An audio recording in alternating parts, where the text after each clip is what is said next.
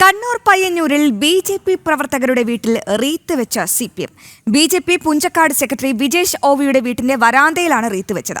ഇന്ന് പുലർച്ചെയായിരുന്നു സംഭവത്തിൽ ബി.ജെ.പി. പയ്യന്നൂർ പോലീസിൽ പരാതി നൽകി. വിവരങ്ങളുമായി മിഥുൻ പിള്ള ചേരുന്നുണ്ട്. മിഥുൻ, ഈ അങ്ങാടിയിൽ തോറ്റതിന് അമ്മയോടാണെന്നാണ് ഈ CPM-ന്റെ ഒരു നിലപാട്.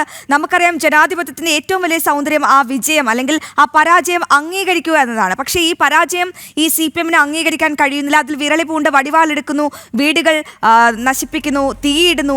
ഇപ്പോൾ ഏറ്റവും ഒടുവിൽ കണ്ണൂർ പയ്യന്നൂരിൽ ബി.ജെ.പി. പ്രവർത്തകരുടെ വീട്ടിൽ റീത്ത് വെച്ചിരിക്കുകയാണ്. എന്താണ് ഈ ബി.ജെ.പി.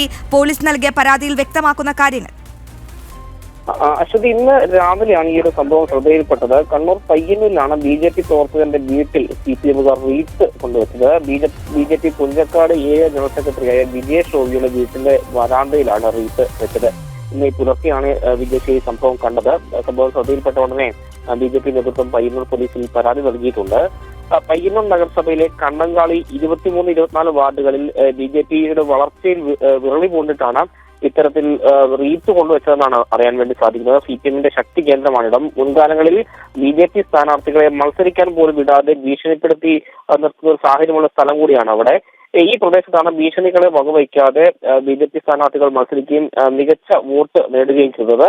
ഇതിൽ വിരളി പൂണ്ടുകൊണ്ടാണ് ഇത്തരത്തിൽ ഈ ബി.ജെ.പിയുടെ ഏരിയ ജനറൽ സെക്രട്ടറിയുടെ വീടിന് മുമ്പിൽ തന്നെ റീത്ത് വെക്കുന്ന ഒരു സാഹചര്യമുണ്ടായത്.